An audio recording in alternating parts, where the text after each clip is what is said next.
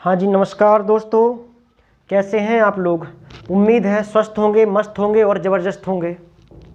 तो आज हम अपनी सीरीज का 5वां भाग मई के कुछ महत्वपूर्ण दिवस को देखेंगे जो पेपर में पूछे जाते हैं और सभी कॉम्पिटिटिव एग्ज़ाम के लिए बहुत ज़रूरी है। आपको इन सब दिनों के बारे में एकदम डिटेल से जानकारी मिलेगी। कोई रटने वाला काम नहीं है, सारे कॉन्सेप्ट के थ्रू समझाए जाएंगे। चलिए देखते हैं। पहला 1 मई। 1 मई को क्या मनाते हैं? विश्व श्रमिक दिवस। क्यों मनाते हैं? श्रमिक मतलब लेबर, लेबरों के हितों का संरक्षण के लिए। कैसे हितों का संरक्षण? कि कोई देश ऐसा देश तो नहीं है जो लेबर से ज़बरदस्ती काम करा रहा हो या बहुत ज़्यादा काम करा रहा हो। तो उनके हितों के संरक्षण के लिए, क्या इनके हितों के संरक्षण के लिए अंतर्राष्ट्रीय संगठन है? हाँ जी है। कौन सा संगठन है? ILO। ये ILO क्या है? International Labour Organisation. ये करती क्या है? जो लेबर्स है इनके मानक मापदंड तय करती है कि कोई लेबर कितने घंटे काम करेगा, लेबर को कितना आराम मिलना चाहिए, लेबर को कम से कम कितना वेतन मिलना चाहिए। इन सब के मानक कौन तय करता है? ILO तय करता है। ILO क्या है? International Labour Organisation. इसकी स्थापना कब हुई थी? 1919 में। भैया इसका हेडक्वार्टर कहाँ है? जिनेवा में। जिनेवा स्विट्जरलैंड, जिनेवा में। तो अच्छे से याद रखना, पेपर में यही पूछा जाता है कि ILO की स्थापना कब हुई थी, हेडक्वार्टर क्या कहाँ है। ठीक है, अगला देखेंगे 3 मई। क्या देखेंगे? 3 मई। 3 मई विश्व प्रेस स्वतंत्रता दिवस। क्या? प्रेस स्वतंत्रता दिवस। क्यों मनाते हैं भैया? कि किसी देश में प्रेस मतलब न्यूज को कितनी स्वतंत्रता है, वहाँ पर वहाँ की सरकार उसको स्वतंत्र तरीके से पत्रकारिता करने दे रही है कि नहीं करने दे रही है। क्या वहाँ की न्यूज फ्री होकर या स्वतंत्र होकर अपने आर्टिकल या लेख लिखती है कि नहीं, कि सरकार के दबाव में आकर लेख लिखती है। इन सब को तय करने के लिए प्रेस स्वतंत्रता दिवस मनाते हैं। तो इसकी रैंकिंग दी जाती है। कौन देता है? World Freedom Press Index. World Freedom Press Index हर साल जारी होता है। इसके द्वारा हर देश को रैंक मिलती है कि वहाँ की मीडिया कितनी फ्री है। तो भारत की मीडिया का हाल जानते हो कितना बुरा है। तो भारत की मीडिया की स्थिति बहुत बुरी है। 168 180 देशों की लिस्ट में से भारत का स्थान 161 है। कितना स्थान है? 161 स्थान है। बहुत बुरी स्थिति है। जानते हो कि भारत की मीडिया सरकार के खिलाफ कुछ नहीं बोलती है, ना सरकार से प्रश्न पूछती है, किसी चीज़ पे तर्क नहीं करती सरकार से, उल्टा सरकार का सपोर्ट करती है, सरकार की नारेबाजी करती है। तो इसीलिए भारत की इंडेक्स कितनी है? 161 है। तो कैसे याद रखेंगे? 3 मई तो सरकार के 3 लोग क्या कर लेते हैं? कंट्रोल कर लेते हैं। किसको? प्रेस को। तो अगला देखेंगे 7 मई। 7 मई विश्व एथलेटिक्स दिवस। कौन सा? विश्व एथलेटिक्स दिवस। एथलेटिक्स देखो, आज के युवाओं को खेल के प्रति जागरूक करने के लिए 7 मई को विश्व एथलेटिक्स दिवस मनाया जाता है। आज का युवा पूरा दिन शॉर्ट वीडियो देखने में, ऑनलाइन गेम खेलने में, रमी वगैरह ऑनलाइन खेलने में, इन सब में बहुत व्यस्त है। इन सब को बाहरी खेलकूद, एथलेटिक्स में बाहरी खेलकूद की दुनिया में ले जाने के लिए विश्व एथलेटिक्स दिवस मनाते हैं कि आज का युवा है जो खेल कूद के प्रति जागरूक हो। इसीलिए क्या मनाते हैं, एथलेटिक्स दिवस मनाते हैं। हाँ, आगे देखेंगे 8 मई। 8 मई बहुत इम्पोर्टेंट है। 8 मई को बनाते हैं विश्व रेड क्रॉस दिवस। कैसा क्रॉस, रेड क्रॉस, ऐसा क्रॉस होगा वो रेड चिन्ह का। आप देखे होंगे डॉक्टर की गाड़ी में आगे चिन्ह रहता है रेड का, रेड करके ऐसा रहता है क्रॉस, तो रेड क्रॉस, तो उससे जान जाते हैं कि भाई कि डॉक्टर की गाड़ी है। तो इसकी शुरुआत कहाँ से हुई, तो रेड क्रॉस एक संस्था है। कौन है, संस्था। तो इसके फाउंडर कौन है, रेड क्रॉस के फाउंडर, रेड क्रॉस के फाउंडर हेनरी ड्यूनेंट है। कौन है, हेनरी ड्यूनेंट। कौन है, हेनरी ड्यूनेंट ने 1863 में, कब, 1863 में रेड क्रॉस की स्थापना की थी। हेनरी ड्यूनेंट वही व्यक्ति हैं, कौन से व्यक्ति, वही व्यक्ति हैं जिन्होंने जिनको क्या हुआ था, 1901 में पहला नोबेल प्राप्त हुआ था शांति का पहला नोबेल हेनरी ड्यूनेंट को। कब, 1901 में। चलो भैया, तो इन्होंने रेड क्रॉस संस्था की स्थापना की। रेड क्रॉस संस्था करती क्या है, रेड क्रॉस संस्था क्या करती है, किसी युद्ध में, जब कोई युद्ध हो रहा हो या किसी प्रकार की विपत्ति हो, तो वहाँ के लोगों को उस विपत्ति का क्या करती है, हेल्प करती है। उनमें वहाँ के लोगों की हेल्प करती है, वहाँ के सैनिकों की हेल्प करती है, जो घायल सैनिक हो गए उनकी हेल्प करती है रेड क्रॉस। क्या कभी ऐसा किया है, हाँ जी किया है। इसके चलते इस रेड क्रॉस संस्था को 3 बार नोबेल पुरस्कार मिला। कितनी बार, 3 बार नोबेल पुरस्कार। किस चीज़ का, शांति का नोबेल पुरस्कार। कब कब मिला, 1918 में, 1944 में और 1963 में। तो 1918 में क्यों मिला, ऐसी कौन सी सेवा कर दी 1918 में। 1918 आप जानते हैं 1914 से लेकर 1918 पहला वर्ल्ड वार चला। पहला विश्व युद्ध कब हुआ, 1914 से 1918। तो घायल सैनिकों की हेल्प करने के लिए कौन सामने आया, रेड क्रॉस संस्था। तो इसीलिए इसके योगदान के लिए 1918 में क्या किया गया, शांति का नोबेल पुरस्कार दिया गया। दूसरा, जब दूसरा विश्व युद्ध हुआ 1939 से 1945 तक, तब भी रेड क्रॉस संस्था ने क्या की, घायलों की मदद की। तो इसलिए 1944 में इसको क्या किया गया, फिर से नोबेल पुरस्कार मिला गया। फिर 1963 को कैसे मिला, इसके 100 साल हुए। 1863 से 1963 इसकी 100वीं वर्षगांठ थी। इस संस्था ने इतने अच्छे काम किए, इसके लिए इसको 1963 में तीसरी बार क्या किया गया, नोबेल पुरस्कार दिया गया। तो रेड क्रॉस संस्था के संस्थापक हेनरी ड्यूरेंट। 1863 में हेनरी ड्यूरेंट पहले ऐसे व्यक्ति थे जिनको शांति का नोबेल पुरस्कार हुआ, पहली बार मिला। पहली बार शांति का नोबेल पुरस्कार हेनरी ड्यूरेंट को मिला 1901 में। चलिए ठीक है, इतना आपको याद रखना है। 8 मई क्या है, हेनरी ड्यूरेंट का जन्मदिन है। उन्हीं की याद में विश्व रेड क्रॉस दिवस मनाते हैं। ठीक है, तो 8 मई याद रखना बढ़िया से। आगे देखेंगे इसी दिन 8 मई को मनाते हैं विश्व थैलेसीमिया दिवस। थैलेसीमिया क्या होती है, जब शरीर में खून की कमी हो जाती है, क्या, हीमोग्लोबिन की कमी। हीमोग्लोबिन, जब हीमोग्लोबिन की जब कमी होगी तो आरबीसी की भी क्या हो जाएगी, क्या हो जाएगी, कमी हो जाएगी भैया।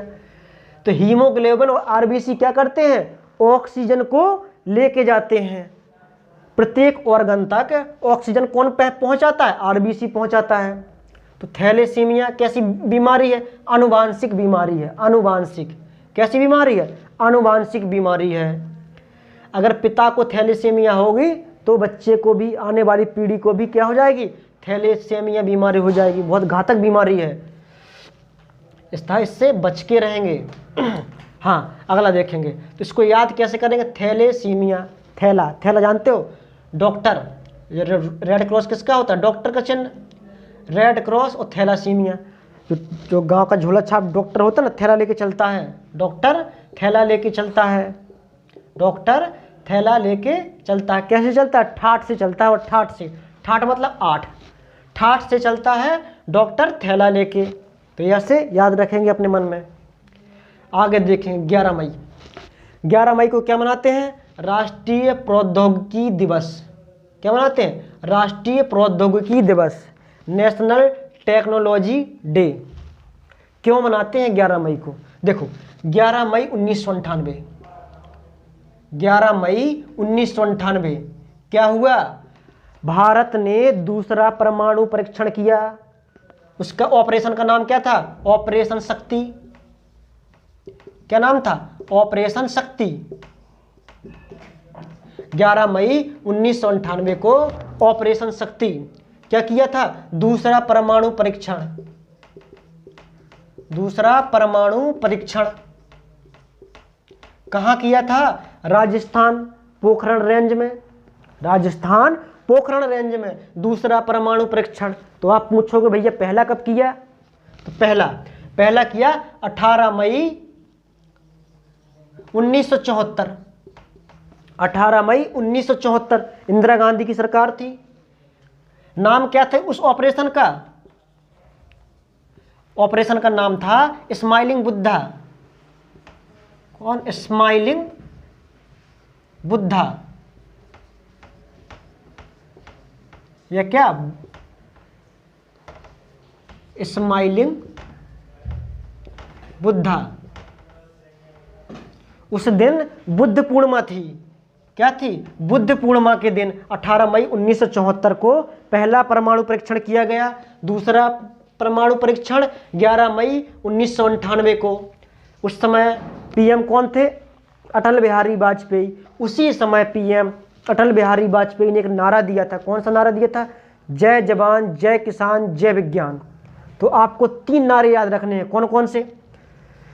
सबसे पहले पूछा जाएगा जय जवान जय किसान नारा किसने दिया था? तो कहेंगे लाल बहादुर शास्त्री ने दिया था। कब दिया था? 1965 का भारत पाकिस्तान युद्ध हुआ था। उस समय लाल बहादुर शास्त्री ने जय जवान जय किसान का नारा दिया था।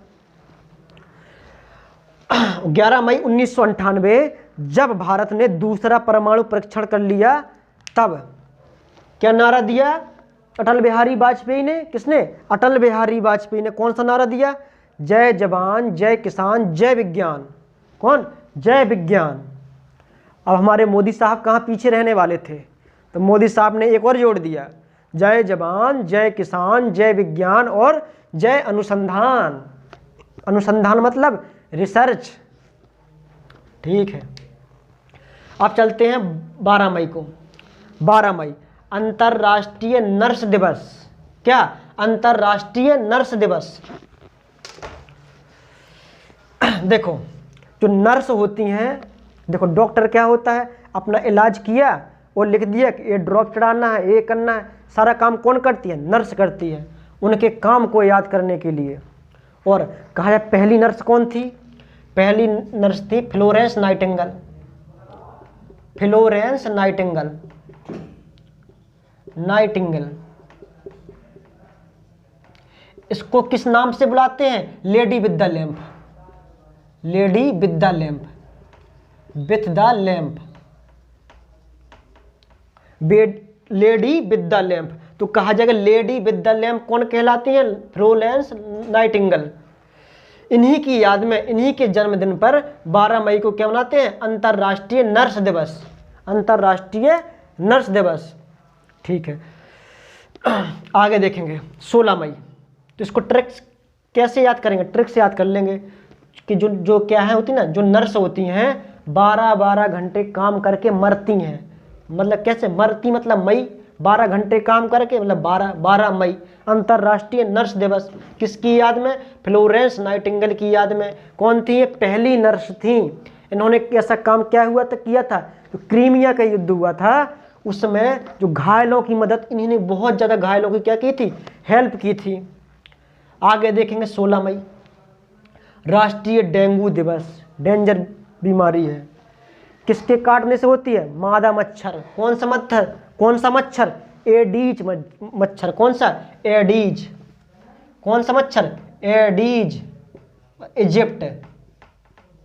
Aedes Egypt. एडीज इजिप्ट मच्छर काटने से होता है। क्या होता है? डेंगू होता है। क्या होता है? डेंगू होता है। ठीक है, आगे देखेंगे 17 मई विश्व दूर संचार दिवस। दूर संचार मतलब टेली कम्युनिकेशन दिवस। 17 मई, 17 मतलब खतरा, इसको ट्रिक से याद करें। 17 मतलब खतरा। खतरा किससे? दूर संचार से। आजकल दूर संचार, दूर दूर से ही बात हो जाती है, तो ये टेक्नोलॉजी बढ़ रही है, इससे क्या है? खतरा है। 17 खतरा है, दूर संचार से खतरा है। 17 मतलब खतरा, ऐसे याद रखेंगे। 18 मई, 18 मई को क्या मनाते हैं? अंतर्राष्ट्रीय संग्रहालय दिवस, इंटरनेशनल म्यूजियम डे। इसको याद रखेंगे। 18 मई को अंतर्राष्ट्रीय संग्रहालय दिवस। अब देखेंगे 20 मई, तो 20 को बढ़िया से याद रखेंगे। 20 विश्व मधुमक्खी दिवस। इसको बोलते हैं इंग्लिश में बी। बी मीन्स मधुमक्खी, तो बी से 20, तो याद हो जाएगा 20 से बी। आगे देखेंगे 21 मई। देखो 21 मई आतंकवादी विरोधी दिवस, और 21 मई को ही अंतर्राष्ट्रीय चाय दिवस भी मनाते हैं। देखो कैसे याद रखेंगे? अंतर्राष्ट्रीय क्या है? विरोधी दिवस, यानी आतंकवादी विरोधी दिवस। देखो 21 का मतलब होता है 2-1, तो क्या हो गए? 2-1 आतंकवादी को तो हम ही मार देंगे। मार देंगे से मतलब मई, 2-1 आतंकवादी हम ही मार देंगे, तो आतंकवादी विरोधी दिवस। अंतर्राष्ट्रीय चाय दिवस को 2-1 कप चाय तो हम ही पी जाएंगे, 2-1 कप चाय तो हम ही पी जाएंगे। देखो आगे देखेंगे 22 मई। 22 मई को जैव विविधता दिवस, इसके बारे में बढ़िया से जानेंगे। Biodiversity day, biodiversity day. इसके साथ हमने 2 दिनों को और सीखा था, 22 अप्रैल और 22 मार्च। 22 मार्च और 22 अप्रैल आपको बताना है 22 मार्च को क्या मनाते हैं और 22 अप्रैल को क्या मनाते हैं। आपको कमेंट में इसको बताना है कि 22 मार्च और 22 अप्रैल को क्या क्या मनाते हैं। तो जैव विविधता दिवस। जैव विविधता मतलब क्या है? जहाँ जैव मतलब बायो, बायो मतलब जहाँ जीवन हो। कैसा? विविधता मतलब बहुत लोगों का, भिन्न भिन्न लोगों का, भिन्न भिन्न प्राणियों का। जैसे जहाँ पर जैव विविधता होती है, ज़्यादा होती है, उस चीज़ को बोलते हैं हॉट स्पॉट। जहाँ पर कोई चीज़ ज़्यादा होती है उस चीज़ को बोलते हैं हॉट स्पॉट एरिया, कि उस जगह पे, उस क्षेत्र पे ज़्यादा है। तो सबसे ज़्यादा जैव विविधता कहाँ पाई जाएगी? जहाँ पे वर्षा ज़्यादा होगी और धूप ज़्यादा निकलेगी, तो वहाँ पे पेड़ ज़्यादा होंगे, जीव जंतुओं का ज़्यादा विकास होगा, तो भिन्न भिन्न जीव जंतु पाए जाएंगे, तो वहीं पे जैव विविधता ज़्यादा होगी। तो भारत में ऐसे 4 हॉटस्पॉट एरिया हैं। कितने? 4 हॉटस्पॉट एरिया। यदि भारत का मैप बना दिया जाए, भारत का यदि मैप बना दिया जाए,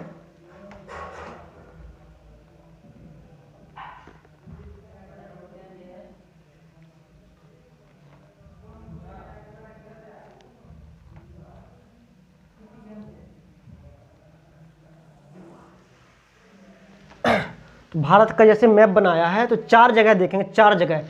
एक तो है कौन सा? पश्चिमी घाट, पश्चिमी घाट। एक है हिमालय रेंज, कौन है? हिमालय क्षेत्र। एक हिमालय क्षेत्र, दूसरा पश्चिमी घाट, तीसरा इंडो बर्मा क्षेत्र, इंडो बर्मा क्षेत्र। चौथा भाग है सुंदरलैंड क्षेत्र, सुंदरलैंड क्षेत्र। एक क्या है? 4 हॉटस्पॉट एरिया, पश्चिमी घाट, हिमालय क्षेत्र और इंडो बर्मा क्षेत्र और सुंदरलैंड क्षेत्र। 4 हॉटस्पॉट एरिया हैं जहाँ पर जैव विविधता क्षेत्र हैं। जैव विविधता के 4 हॉटस्पॉट क्षेत्र कौन कौन आपको देख लेना है एक बार। हाँ, 23 मई विश्व कछुआ दिवस, विश्व कछुआ दिवस। तो इसको कैसे याद करेंगे कि भैया कछुआ होता है ना, जिंदगी भर में 2-3 किलोमीटर ही चलता है और मर जाता है। 2-3 किलोमीटर, 2-3 मतलब 23, ठीक है, 2-3 किलोमीटर चलता है और मर जाता है। मतलब मर से मतलब मई। 24 मई राष्ट्रमंडल दिवस। कब? राष्ट्रमंडल दिवस, कॉमनवेल्थ डे। तो राष्ट्रमंडल क्या है, सबसे पहली बात ये राष्ट्रमंडल। राष्ट्रमंडल राष्ट्रमंडल राष्ट्रमंडल किसने बनाया था? ब्रिटेन ने। क्यों बनाया था? ब्रिटेन ने इसलिए बनाया था जो उनके औपनिवेश हैं। कौन? जो उसके औपनिवेश हैं। ब्रिटेन ने जहाँ जहाँ पे राज किया है, जिन जिन देशों को गुलाम बनाया है, उसका एक संगठन बनाया, उसको क्या बोलते हैं? राष्ट्रमंडल। तो कितने देश हैं इसमें? 56 देश हैं। कितने देश? 56 देश। कितने देश हैं? 56 देश। तो राष्ट्रमंडल दिवस 24 मई को मनाते हैं। 24 मई को क्यों मनाते हैं? क्योंकि इस दिन जो इनकी रानी थी विक्टोरिया का जन्म हुआ था। रानी विक्टोरिया को 24 मई को जन्म हुआ था। तो राष्ट्रमंडल देश कौन कौन से होंगे? ऐसे देश जो ब्रिटेन के कभी ना कभी क्या रहे हों? गुलाम रहे हों। तो वो सब क्या है? राष्ट्रमंडल देश। इसकी स्थापना कब हुई थी? 1949 में। क्या भारत भी राष्ट्रमंडल देश का सदस्य है? हाँ जी है। क्यों नहीं है? क्योंकि भारत भी गुलाम रहा था। 1947 में क्या हुआ था? आज़ाद हुआ था। आगे देखेंगे क्या? 25 मई। क्या देखेंगे? 25 मई। 25 मई को विश्व थायराइड दिवस। थायराइड ग्लैंड कहाँ पाई जाती है? थायराइड ग्रंथि यहाँ पाई जाती है, गले के ऊपर। कहाँ पे? गले के ऊपर क्या पाई जाती है? थायराइड ग्लैंड पाई जाती है। तो थायराइड को कैसे याद रखेंगे? थायराइड क्या? थाई में रॉड मारना। 2-5 करोगे तो थाई में रॉड मार देंगे। थाई में रॉड मार देंगे भैया। 2-5 करोगे तो थाई में रॉड मार देंगे। तो 25 मई विश्व थायराइड दिवस। हाँ जी। तो भैया मई के सारे दिवस हो चुके हैं। यदि आपको वीडियो अच्छी लग रही हो, आपका थोड़ा सा भी ज्ञान बढ़ रहा हो उससे, तो क्या करना? शेयर कर देना अपने दोस्तों के पास। और अच्छा लगा काम तो लाइक करना है और चैनल को सब्सक्राइब कर देना है। एकदम बढ़िया से फैलाना है चैनल को। धन्यवाद।